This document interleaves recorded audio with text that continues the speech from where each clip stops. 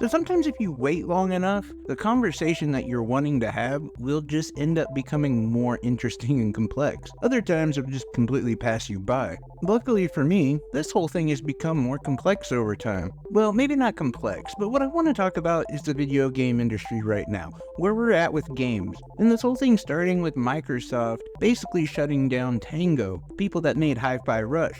Also, Embracer Group, just, I don't know, randomly shutting down different studios, different indie studios that we love.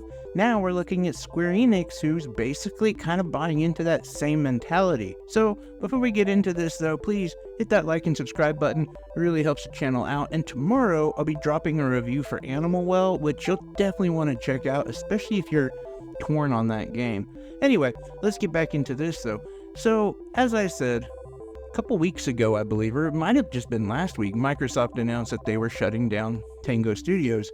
Excuse me for not knowing the full name or the whole thing. It's the studio, like I said, that made Hi-Fi Rush, which was notably award-winning, very well received. A lot of people really loved it. As a Switch user, I was pretty excited to play it on the Switch. Did play a little bit on the Series X, but the thing is, it's a smaller studio, costs less money. But Microsoft has talked about their losses being so heavy recently and that they really need to recalibrate. And we've seen tons of layoffs, we've seen them now shutting down studios. This for me was a big reason why I was kind of against Microsoft just buying all these studios. The same with Embracer Group as well, which hits a little bit harder for me, honestly, because they bought so many different indie studios. But back to Microsoft. I will admit there was the greedy side of me that just wanted to play Diablo 4 for free, and I thought, well, just make this happen so I can do that. But over time, we're realizing that this may not be such a great idea, as it all seemed like they were there to preserve the studios and to give us the games just on the Game Pass, and that's what they really wanted to do. But now we see how difficult that really truly is, and the fact that they're going about it the wrong way. And it's not just them. Like I said, Square Enix has recently talked about doing mass layoffs and having a whole lot of just recalibration going on. They have to re-zero in and figure out how they're going to do things. You can even look at Ubisoft, who essentially was given a little bit of a golden key and then spit on it and said, no, we need to also refocus our attention. We need to put more of our resources behind bigger AAA titles. This on the heels of the Prince of Persia and the Lost Crown, which was a banger of a game. It was amazing. And if you ask me, probably one of the best things Ubisoft has done in a very long time. And I think that it was received that way as well. So many people talked about how great that game was. And Ubisoft basically just said, yeah, we might mess around with it, who knows, what we really want to do is make another Skull and Bones or whatever. And what this really comes down to is why unfettered capitalism is not such a great thing all the time. You see, like with Microsoft, most of their CEOs and board members and whatever, they don't care about the games, they don't care about who makes them, they don't care about anything. What they purchased was the names, the IPs.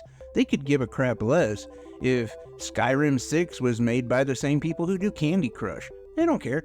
They're going to get what they can out of it, and if it flops, well, too bad. They can just sell that off. Or they've already taken the gains of all the people who pre-ordered the game and were super excited for it. That's all they really care about, is a quick turn and burn. There's no real sense of longevity in a lot of these companies, and that is why I'm a little bit bothered by some of this stuff. For me, most recently, it's been Square Enix talking about how they need to recalibrate, they need to refocus. I keep using the word recalibrate a lot, and I don't mean to, but they want to stop making, or I should say stop focusing as much attention on smaller titles and put a lot more heft behind like their big AAA titles. Well, why? Because their AAA titles didn't really perform, so it didn't cover the cost of them, so now they realize, oh, we need to put even more money behind them? It makes no sense to me. And listen, I love Square Enix, I love Final Fantasy, but to say that Final Fantasy VII Rebirth and Final Fantasy XVI didn't do great it's a true statement. And when you look at a game, I'm guessing with a lot smaller budget, that also sold as well as Final Fantasy VII Rebirth in Octopath Traveler 2, it sold well above its weight and did really well. So why are they going to stop focusing on games like that and focus more on the games that are underperforming? It doesn't make any sense to me. Now listen, I get it if they want to pull back and say, you know what, we don't need Little Noah or Harvestella, some of those type of titles that they made quite a bit of. But even when you look at games like Geofield or Triangle Strategy, those two games did a lot better than what they were expected to do. And I'm guessing that they put way less resources into it. I mean, you think about the man hours alone that it would take to make a Final Fantasy 16 or the Final Fantasy 7 Rebirth. I'm sure the cost of those games is massive. And then you take a step back and think about how much you really have to put into something like Octopath Traveler 2. Well, which one do you think made more money? I'm guessing it's Octopath Traveler 2. So with that information, they decide, hey, you know what? We're going to not focus on the Octopath Traveler 2. We're not going to focus on those smaller games. We're going to only focus on our big AAA titles. That just doesn't make sense to me. And it seems like it's just the complete wrong path. And maybe there's going to be a change up in strategy, or there might be a switch up. And what I mean by that is when you look at console gamers, and I mean specifically Microsoft and Sony console gamers, they typically play more multiplayer games. So this isn't something that I just came up with the top of my head. I actually did a little bit of research into this. And they typically play more of the trending games, you know, like Elden Ring, Palworld, Helldivers 2, you know, those kind of games that are pretty big and they pop up, and a lot of times it's multiplayer, you know, well, of course we'll throw in the Call of Duties and all that stuff. But when you look at single player gaming, most of that ends up happening on the Nintendo Switch. And it seems like Square might actually be trying to focus in on bringing some of those titles to the Switch, which I think is a very smart move because, let's be honest, more people have a Switch. Like, there's just going to be more people purchasing the games. I also think that them trying to expand into PC on day one is also a really good idea. I don't know why we see more people focusing on single player experiences being in the Switch, but it's the way it is. And I think part of that though is because Nintendo has a god-awful like online presence. Like, their multiplayer gaming stinks for the most part, so that probably also helps the situation.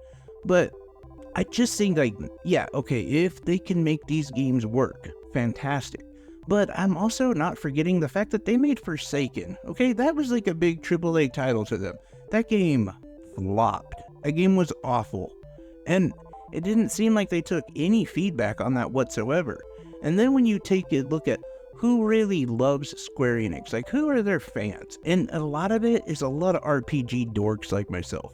And if I'm being honest, I'm more excited to play Triangle Strategy or Octopath Traveler 2 than I really am in playing Final Fantasy 16. I feel like it reaches to too many people and it misses out on something. I played a little bit of it, and don't get me wrong, like the game looks amazing. What I played was pretty cool, but I didn't really have this sense of like strategy about it. I don't know what it is, but when I compare it to like Unicorn Overlord, I much more want to play Unicorn Overlord. Like, that game, for me, way better.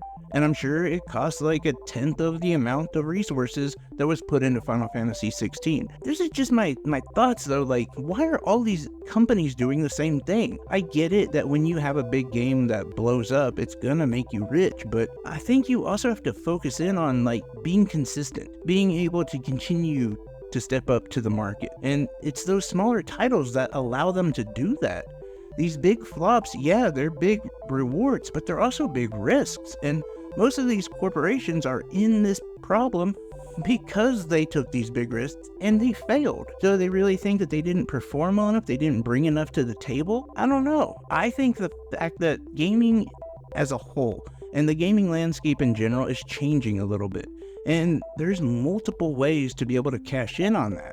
But to only focus in on what was tried and true 20 years ago, maybe not the best direction now. I don't know, that's just my thoughts. I'm really curious what your guys' thoughts are. Have you looked into a lot of this stuff? Have you seen some of these other game companies? Are you worried about some of these developers and the layoffs and what it's going to have an effect on like indie games moving forward, or AA titles, the games that you also really love? Like, I don't know, I'm just curious what your thoughts are in general. But anyway, That's it for me. I love y'all. Sorry, this was a little bit all over the place and kind of jumbled. I'm just speaking off the collar.